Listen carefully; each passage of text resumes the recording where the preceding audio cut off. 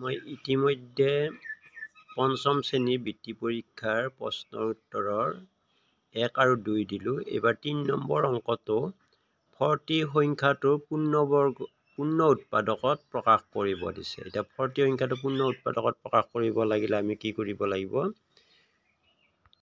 40টো আমি চুটি নিয়মে হৰণ কৰিব লাগিব। 40টো আমি কি কৰিম? চুটি নিয়মে হৰণ কৰিম। প্ৰথমতে 2ৰে যায়, 2ৰে হৰণ কৰিলে 2ৰে কিমান বাৰ যাব? 20 বাৰ যাব।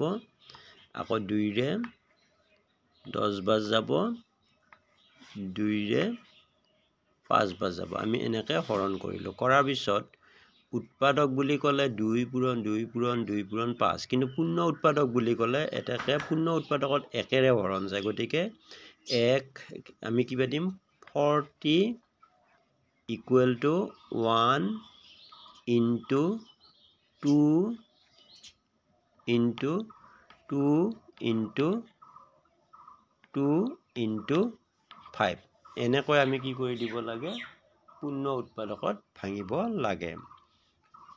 নম্বৰটোত যোগফল উলিয়াই ৰোমান সংখ্যাত লিখিব দিছে। এতিয়া ৰোমান সংখ্যা দিয়া আছে, এই ৰোমান সংখ্যাকেইটা যোগফল উলিয়াব লাগে।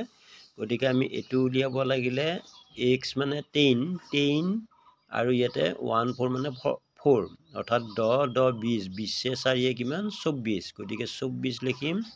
24 যোগ আকৌ ইয়াতে x মানে 10 আৰু l মানে 50, 50ৰ আগত যদি x থাকে তেতিয়াহ'লে এইটো 40 হয়। 40 আৰু ইফালে 5, 45।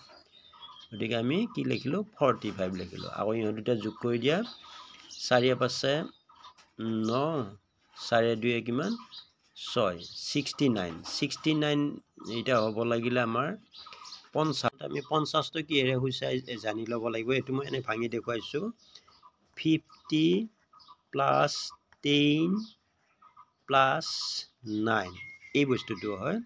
50 বুলি ক'লে 50ক কিহেৰে সূচায়? এলেৰে সূচায়।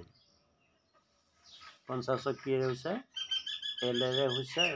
তাৰপিছত আমি ইয়াতে কি আছে? 10, 10ক কিহেৰে সূচায়? 10 এক্সেৰে সূচায়। আৰু 9 হ'লে কিমান হ'ব? আমি 10ৰ 1 বিয়োগ কৰিলে মাইনাছ হয়, গতিকে 1। গতিকে এনেকৈ আমি কি কৰিব পাৰোঁ? LX1 I X এইটো অৰ্থাৎ ইয়াৰ যোগফলটো এইটো পোৱা গ'ল। প্ৰশ্নটো দিছে 5 4 0 2 9 7 8 এই অংককেইটাৰে লিখিব পৰা আটাইতকৈ সৰু সংখ্যাটো আৰু আটাইতকৈ ডাঙৰ সংখ্যাটো লিখিব দিছে। গতিকে আমি সমাধান দি লৈ আটাইতকৈ সৰু সংখ্যাটো লিখিম। আটাইতকৈ সৰু সংখ্যাটো লিখিব লাগিলে আমাৰ কি আছে? সৰু সংখ্যাৰ পৰা ক্ৰমান্বয়ে ডাঙৰ সংখ্যালৈ লিখিম। আটাইতকৈ সৰু সংখ্যা কোন আছে? সৰু অংক কোন আছে? 0 আছে, কিন্তু আগত 0 বহাব নোৱাৰি। গতিকে আটাইতকৈ সৰু অংক কি আছে? 2 বহালা, তাৰপিছত 0 বহালা, তাৰপিছত 4 বহালা, 5 7 8 তাৰপিছত 9 এইটোৱে হ'ব আটাইতকৈ সৰু সংখ্যা। ঠিক তেনেকৈ এবাৰ আটাইতকৈ ডাঙৰ সংখ্যা লিখে। আটাইতকৈ ডাঙৰ সংখ্যা বোলে ডাঙৰটো আগত বহিব, অৰ্থাৎ 9 8 7 তাৰপিছত 5 তাৰপিছত 4 তাৰপিছত কোন আছে? 2 আছে, তাৰপিছত 0। আমাৰ সোঁ চাইডে 0 বহিব পাৰে, কিন্তু বাওঁ চাইডে কি কৰিব নোৱাৰে? 0 বহিব নোৱাৰে। গতিকে আটাইতকৈ সৰু সংখ্যা বুলি ক'লে এইটো হ'ব, আৰু আটাইতকৈ ডাঙৰ সংখ্যা বুলি ক'লে এইটো হ'ব। ইয়াতে তোমালোকে লিখিবলৈ আটাইতকৈ সৰু সংখ্যা অমুক, আটাইতকৈ ডাঙৰ সংখ্যা অমুক বুলি লিখিব লাগিব। 6 নম্বৰটোত দিছে উদাহৰণৰ সহায়ত দেখুওৱা যে দুটা মৌলিক সংখ্যাৰ যোগফল মৌলিক সংখ্যা নহ'বও পাৰে।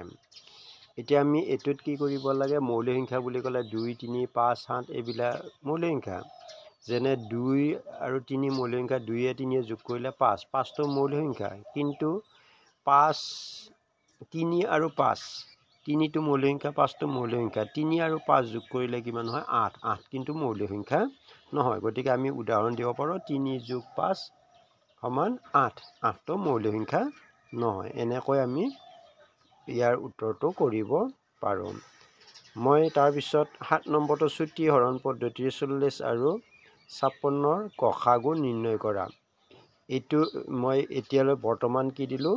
তোমালোকক 6 নম্বৰলৈ দিলোঁ 7 নম্বৰৰ পৰা নেক্সট দি আছোঁ এইকেইটা তোমালোকে চাই লোৱা